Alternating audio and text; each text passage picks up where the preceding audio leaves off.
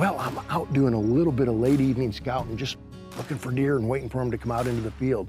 But I've got a new pair of Alpen Teton binoculars. You know, a lot of times people will ask me, what binoculars are best in low light situations? Well, that's simple. The answer is the Alpen Teton binoculars. And the reason for that is they have the Abbe Koenig prism, which simply means it allows 94% of available light to get through these binoculars, making them an excellent pair of binoculars in low light. So if you're looking for a pair of binoculars that will see detail into a dark timber right now, this time of the evening, make sure you check out the Alpen Teton binoculars. You'll be glad you did. Oh, here's some deer coming out right now.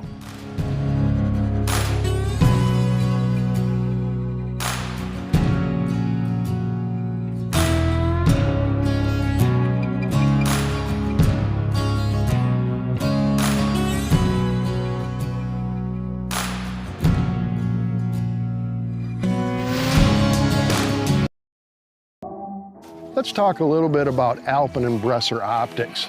Now they have a full line of optics, but what I want to talk to you now about is rangefinders. They have several different varieties of handheld rangefinders and the new bow rangefinder.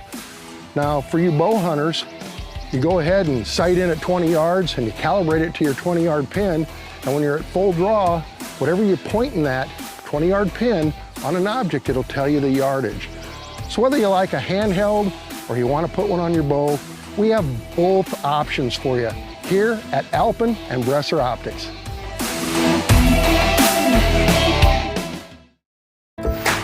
Rugged and stylish, the Alpen Optics high-performance Shasta Ridge binoculars keep everything in sight without letting you down. With the fully waterproof housing and the fully multi-coated PXA BAK4 optics, your adventure will be clear and bright. The rubber housing not only protects, it also looks great. And no matter if you're hunting, shooting, or stargazing, the long eye relief, gas-purged optics of the Alpen Shasta Ridge 8x42 binoculars makes life closer and brighter. Rugged. Good evening, everybody, and welcome to On the Hunt with Alpen Optics. I'm your host, Rick White, and I am in Ohio with a good buddy of mine that is our guest this evening, Mr. Brian Belenovich. Will be talking to us about management, deer management. So, and hey, don't go anywhere. Make sure you're here at the end of the show because we got another great special.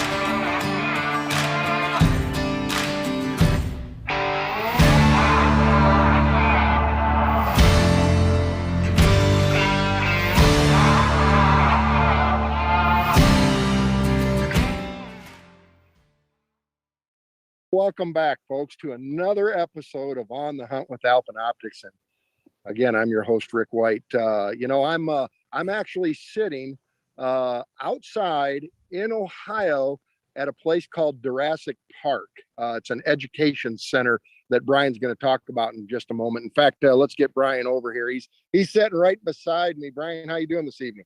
Good, Rick, and everyone else. In Ohio, we've had nothing but rain for the last few days. I'm actually glad I have my sunglasses on. I'm glad to see the sun out for a change. But anyway, tell the folks just a little bit about yourself. So I've got a big whitetail ranch farm down here. I do a lot of deer management and property management, timber management. So it all goes hand in hand, and do a little hay farming on the side. But so I've had the opportunity to manage deer on this farm since 2014. And I feel like I've come a long way, and with finding sheds and growing deer to be 8, 9 years old. Matter of fact, I got a buck there that I've actually found both sides from over 5 years. He's an 8-year-old deer, and I've got 5 years worth of sheds, and I'm watching him now, and he's got a 6 set on there, and I'm hoping to gather those up too. So he's kind of more of a study deer, but I had a lot of fun with that deer over the past and learned a lot from him. But So all the way from food plots to putting logging roads in and making hay fields. That's kind of what I've been up to here for the last 6, 7 years, Rick. Right. Yep. Well, I know you have a son and a daughter, and you're grandpa now, as a matter of fact. Yes, yes. I have a little granddaughter. She's about 14 months now. Just started to walk. Yep. So real excited about that. All right. Well, we're going to talk a little bit about game management, but first, as I mentioned, we're sitting here at a place called Jurassic Park. It's well, you tell them a little bit about where we're at. Yeah. So Jurassic Park is an education center primarily for outdoor youth education. They host all sorts of events all year long. They have a big indoor facility, and they just expanded with another large facility. I can't tell you, it's probably 20,000 square feet or more. Indoor basketball courts and whatnot. They hold banquets there. They hold seminars on everything from ginseng to Sasquatching to, as you know, Salt Fork's a big area around here for Sasquatch. But primarily they started this education center by having an event where they give out over $1 million in prizes, and they have audiences as large as 20,000 people every year in early August, first week typically. So it's a 3-day event, and you can come out and camp. You buy your lottery raffle ticket, and that ticket will put you into, oh gosh, there's got to be several hundred different drawings, and you got chances to win pickup trucks, to a pocket knife, all kinds of great prizes you can win. And it's a really fun event with they have on stage entertainment in the evenings, usually fireworks, all kinds of hunting celebrities. As you know, Rick, you've been here for that. Yep. So it's a good time. Yeah, it is. It is a great time. And those of you that have ever thought about maybe doing something a little different, make sure you just Google search it. I'm sure you'll find Jurassic, starts with a D, Jurassic Park, and they have that big thing in August. So, but anyways, Brian, let's talk a little bit about food plots first. I mean, that's the first thing you do. I mean, you manage your property and you know it better than anybody, but when you bought the property, the first thing you had to do is really, you walked every inch of that place and learned everything there was to know about it. So with that in mind, how did you determine where to put your food plots? Because you didn't have any food plots when you bought the place. So number one, how does the average guy kind of determine where is a good spot for a food plot?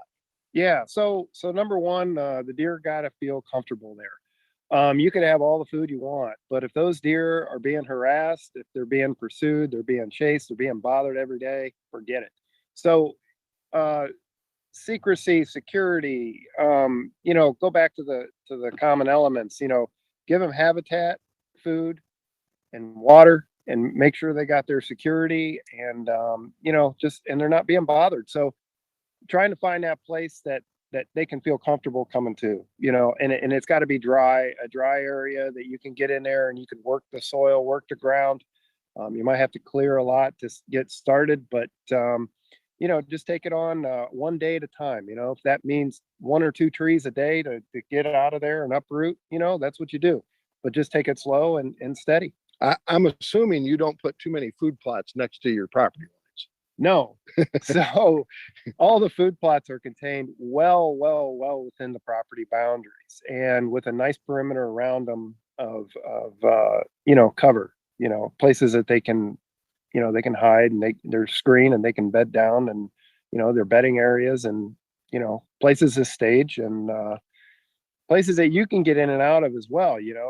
Getting in and out of there, if you're going to hunt these plots, is primary, as you know, Rick. Rule number one: if you can't get into the plot without chasing a bunch of deer out of there, you're not going to be successful hunting that plot. So you have to think about the prevailing winds, where they're primarily coming from and going, so you can get in and out of there without busting out too many deer. Right. Now, do you have a sanctuary? Do you have an area that you just try not to penetrate too much?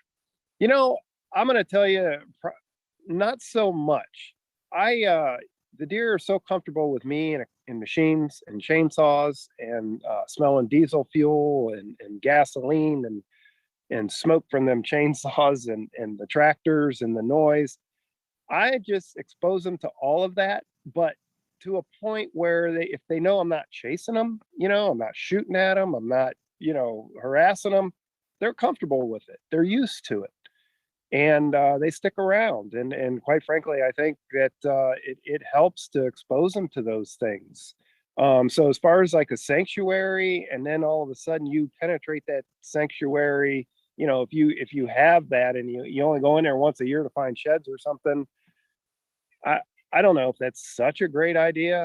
I like to expose them deer to me and Now there's a lot of reasons to put in food plots. I mean, number one, you want to give deer a healthy area. A healthier deer herd is always good, but you want maybe more deer, or you want to just hunt deer over your food plots, or you want to actually manage your deer and give them age and keep them there. But what do you think for the guy that has, I mean, I think you could put a food plot in just about any size property. If someone has 100 acres versus 1,000 acres, is a food plot still as important?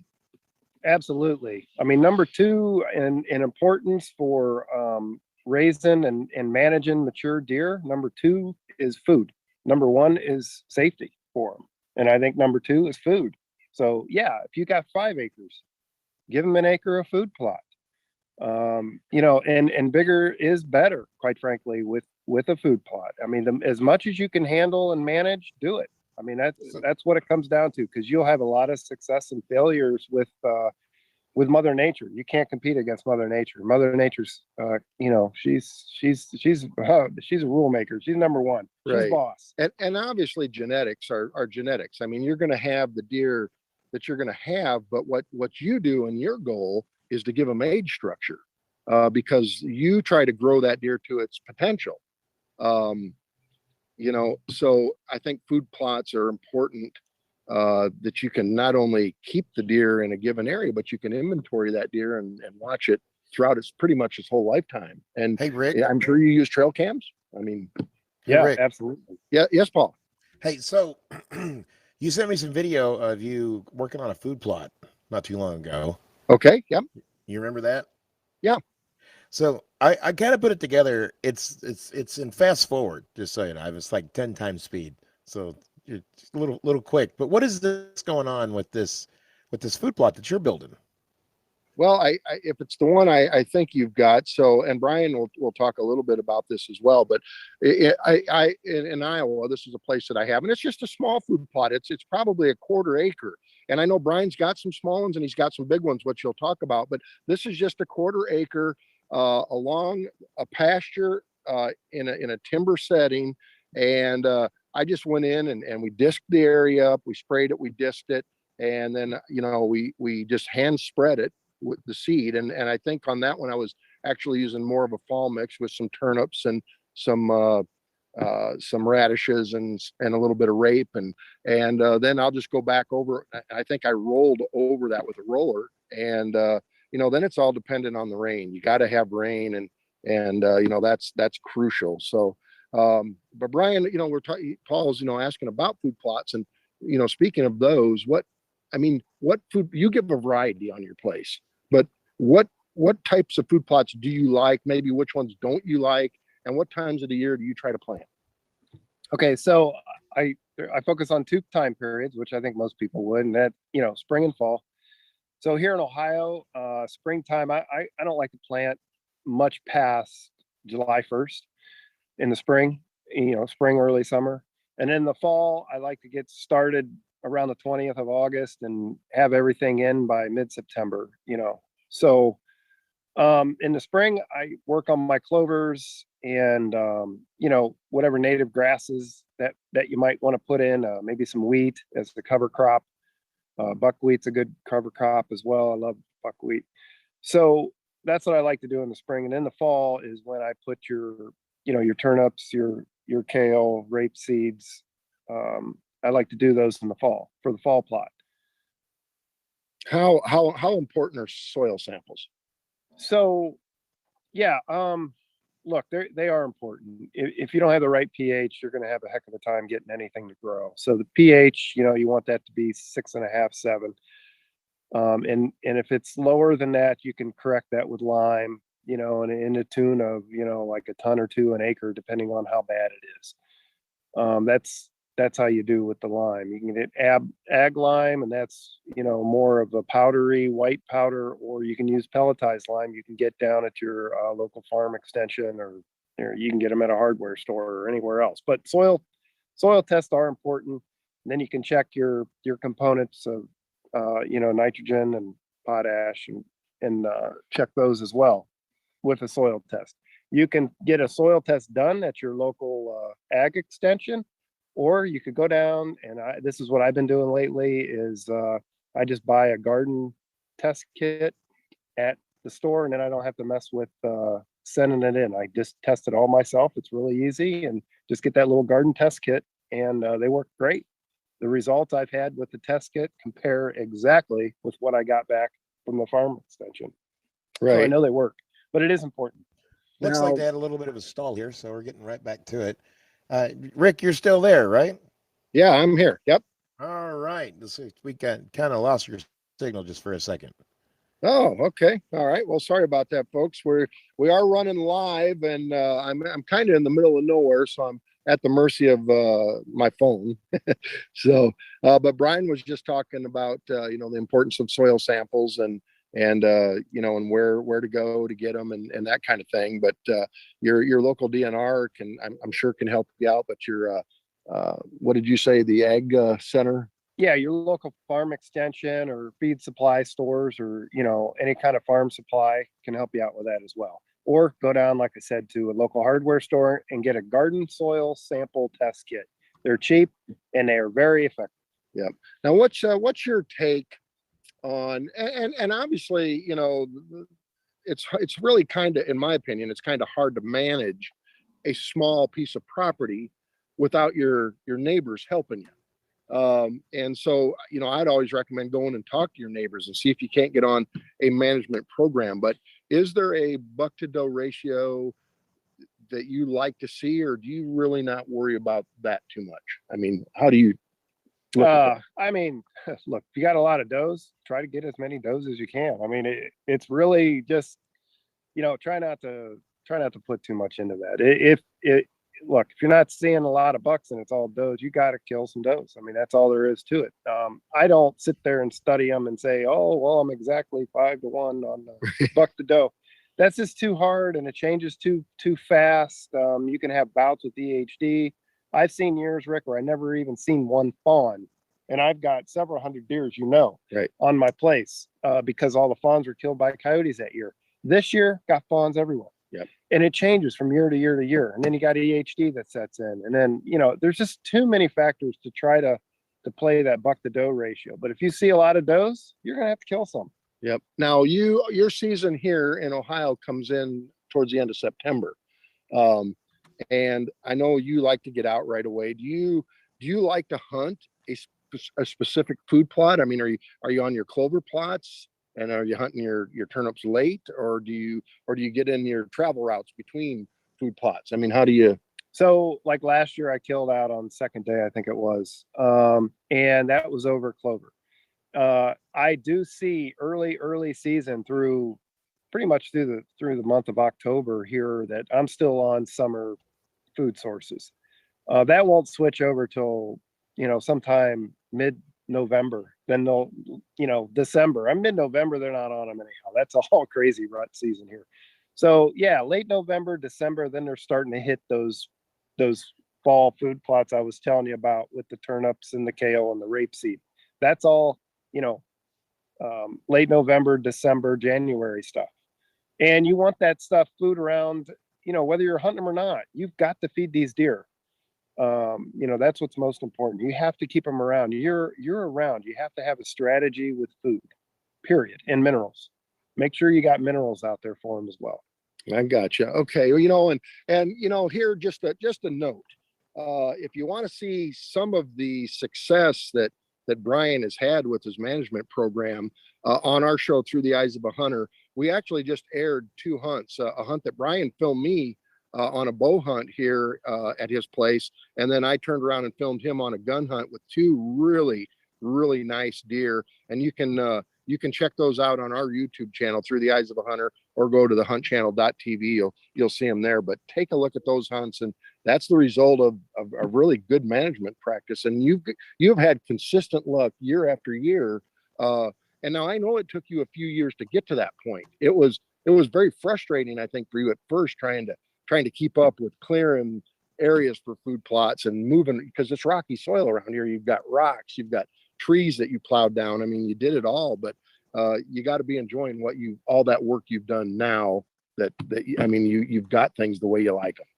Absolutely. You got to stay slow and steady, constant work at it. It's not, doesn't come easy.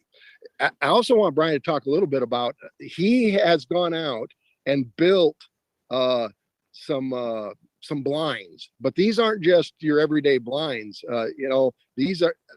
Tell them about these blinds. I mean, these are really cool blinds. Yeah, so the thought dawned on me. I got tired of deer busting me in the pop-up blinds, and I was trying to figure out where I wanted to have hunting positions stationed at different parts of the farm because of wind variations and this and that, and moving around. Once I finally got settled in on a spot, I'm like, well, there's no tree here. I'm not really interested in some kind of I guess plastic molded blind. So I built one out of locust post, and they'll last my lifetime and probably my kids' lifetime, to be honest with you, with a steel roof and locust posts. And they're just square, about 6.5 by 6.5 feet, in shape. And they're just square with two nice big windows in them, so we can hunt and film out of them. And Rick, you've hunted out of them, and they truly blend in like you would not believe, especially now. Yeah, these deer walk up to them, and I think they just think they're trees, because that's what it looks like. Your blind looks like trees out in the, where you've got these set up, and these deer literally walk right beside them. I mean, it's unbelievable. But Paul, I'm on my phone this evening, so I'm not seeing all the folks that are on. So everybody that's on, we appreciate you joining us. But have we had any questions? Because I have no idea if we're getting any questions, and we try to answer them if we get them. Well, Becky, she is concerned about Edwin shooting her pet squirrel. Well, I don't know. I'll have to talk to Edwin about that off camera. We'll make sure that the squirrel survives. How's that? How we doing on time? Brian's phone's right here. I can take a look at about it. 10 minutes left. Okay. So, all right, Brian, we got 10 minutes left. You are going on, I believe, an elk hunt this fall. Actually, I'm going to Montana on a mule deer hunt. A mule deer hunt. Okay. And when's that? So that's in late November, and it's going to be mule deer rut. And we're hunting the northeast portion of Montana. So I'm going with an outfitter, Wild West Outfitters. Okay. Yeah. I think I know who that is. So, but that's got to be a lot of fun. And I know you've been putting in for a lot of different tags. It's just so hard to get drawn on some of these. But what's your dream hunt? I mean, now Brian's been he's got a family place up in Canada, and he goes moose hunting on a somewhat regular basis. I mean, you've been there quite a bit, and that's a lot of work. You've told me all the things that go into it, and you've had success moose hunting. But what's your dream hunt? What have you done it yet? Probably not. Just any North American game animal is my dream hunt. I love the mountain wilderness adventures. Going in there on horseback and climbing up into those mountains, whether on a horse or a mule. I love that. And knowing that I'm going to be there for 8-10 days and get to hunt all them mountains to ourselves is, it's just, there's no feeling like it. As long as you're healthy and fit and you feel like you can conquer the world when you're up there doing that. I love that stuff, whether I'm chasing elk or hopefully a sheep someday. Yeah, I was going to say, I know you've been putting in for sheep tag. Yeah, I'm trying to draw a bighorn tag, and I'm applying about 6-7 different states, and I wish I'd have done that 20 years ago. So any of you youngsters out there listening, put in for those sheep tags and preference points out west of all them game animals, because you know, those tags are so coveted these days. You're going to have a hard time when you get to be my age if you ain't got any points. I wish I was your age. Another thing that's kind of neat about Brian, he and his wife Lori, they not only do they enjoy hunting and fishing and stuff, but they actually live off their land quite a bit. I mean, they do a lot of mushroom hunting. They make their own maple syrup, and that's right up my alley because that's something that I've been doing for a long time. But I know you have natural berries that you make jam. You do all kinds of stuff on the property, and that's got to be enjoyable. I mean, a jar of maple syrup has to be better coming from your own tree than it does going and buying it at the store, does it not? Oh, of course it does. Yeah, you know that as well as anybody. Yeah, we sure love doing that. And now we're getting ready for apple cider. So I mean, there's just so much that you can go out there and forage that I just learned later in life. I mean, my wife really has taken into that here in the past 4 or 5 years, and she's feeding me mushrooms that I wouldn't have dreamed of eating. Yeah, fall mushrooms, there's lots of different fall mushrooms. And I always got a kick out of this because she would go out and find, when she was learning, she knows a lot about it now, but when she was learning, she would read the book and she would say, yeah, I think this is a good one. Here, Brian, try this. I'm still here to talk about it. And he's still here to talk about but it. I never met an old mushroom hunter. Oh boy. So, Paul, are we ready for the weekly special yet? Are you there? Yeah, I mean, the weekly special. I've actually been messing around with one of these deals myself. It's actually brand new. The weekly. It special. is. I have one right here now. All right, now, what time we got? Have you got to use it much yet? Have what? Have you got to use it much yet? Oh yeah. No, I have. Listen, this is, I don't know how I want to say this because, every week I talk about how great the weekly special is, but this is a unique weekly special because this item is brand new. Okay. And you've seen lots of cameras like these. This is an action camera, but this is the new Alpen action camera. Okay. It's the Model 300 AC. And it is a 4K camera. Now you see it on this stake.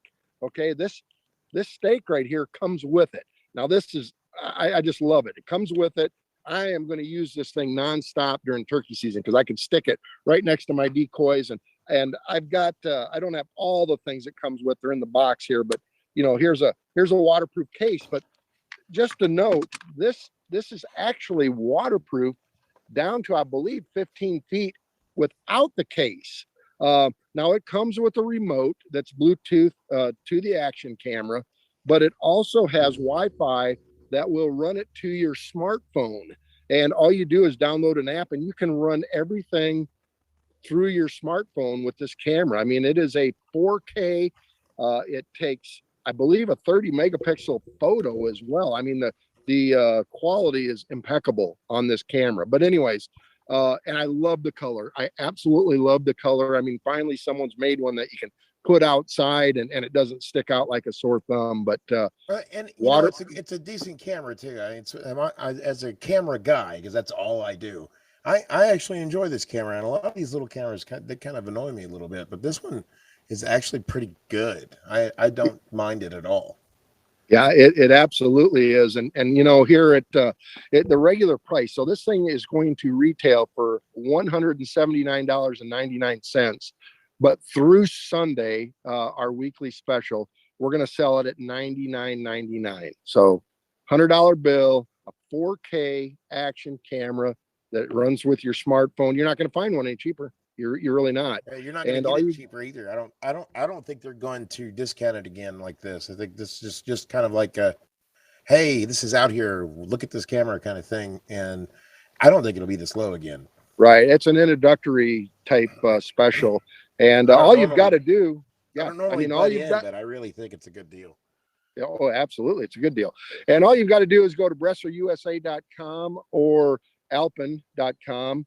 And when you order this, just in the promo code, just type in "on the hunt," no spacing, and you will get the discounted price. And that's through Sunday evening at midnight. But I mean, I love it. I love it. And I promise you'll love it just as much. And the cool part about it is I was thinking you could leave this thing outside when it's raining, because especially if you're filming a hunt or something like that, you could put it out there and you could put 3 or 4 of them out there, and if rain, you could do on them, and you don't have to worry about them breaking on you or losing your money. And that's something that I haven't been able to do with most of these kind of type cameras. Just leave them Right. outside and film.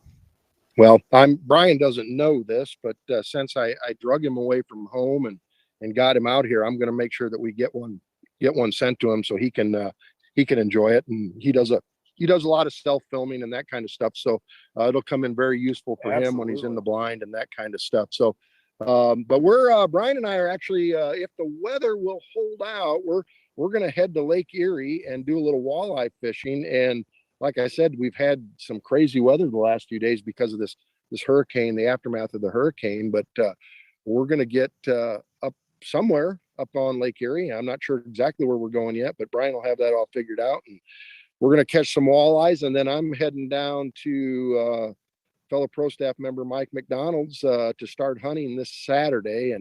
And I would like to say a little. One question that it says Michael Giovanni, he asked, do you do much hinge cutting to create bedding areas and food for the food source? Yeah, so answer his question pretty quickly. I do on like unwanted trees and things like that, I'll hinge cut. But to create the ultimate bedding area, honestly, is just to thin out the canopy. So I would rather drop a great big tree and log that thing out of there, whether you're going to do firewood or sell the log, and open a canopy that way than going around cutting a bunch of medium-sized trees and hinging them. But hinging does work. It is effective. Yeah, absolutely. So, but anyways, Paul, how are we doing for time?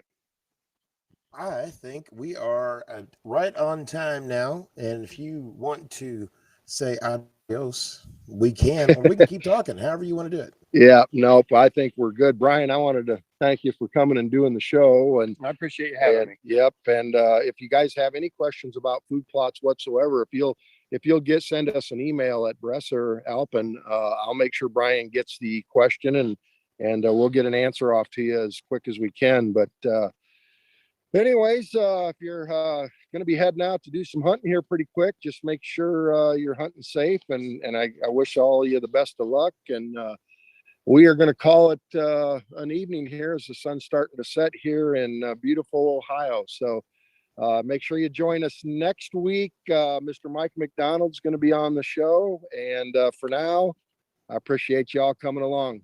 Thanks for coming. See you later. Thanks.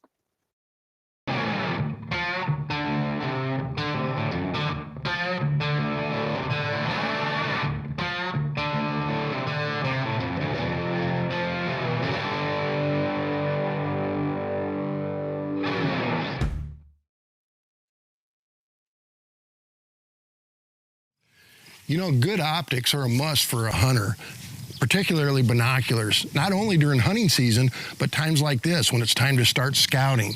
But there's one thing you need to do when you get your binoculars that a lot of people don't realize. You need to set them up for yourself. Everybody's eyes are a little bit different. And here's how I do it. It's simple and easy. Just take the binoculars and just kind of grab good focus on an object. And I go and put my hand over the left lens. The diopter ring, which is on the right side, I will go ahead and adjust that until that right eye is in focus. Once it is, I take the hand off the other side, both eyes in focus, and you're ready to go. It's simple and easy, and it's a must that you do this before you go out and use them.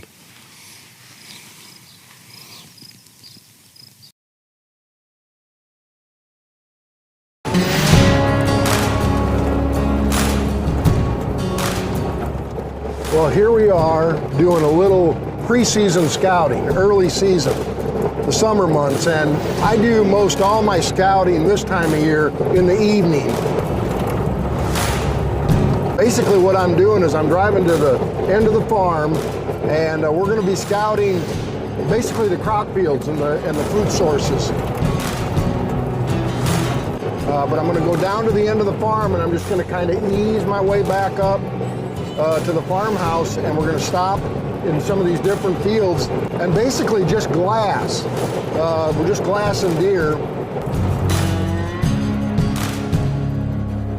A couple of deer out in the hayfield right now, and it's hot, but they just cut this today, and I can smell that fresh alfalfa. Got to have that food. There's no acorns yet, and this is deer candy to them right now. We're out in an alfalfa field here, and it actually just goes and breaks up over the hill here. And there's usually deer on the other side, so I'm just going to kind of ease up to one of these hay bales, and I'm going to glass over the edge just to see what's out there.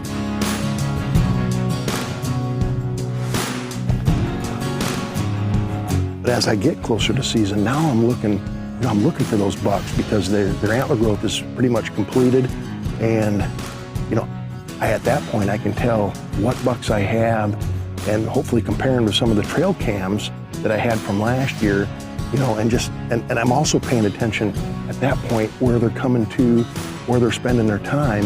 That'll tell me where kind of the travel route of that deer. But right now these deer are just coming out in the evening to feed, and it's just a lot of fun to see them. One of the most important tools that I use this time of year for scouting, obviously, is a good pair of binoculars. So whatever you're using, make sure you have a good quality pair of binoculars when you're doing your early season scouting, because you're doing a lot of glassing in low light.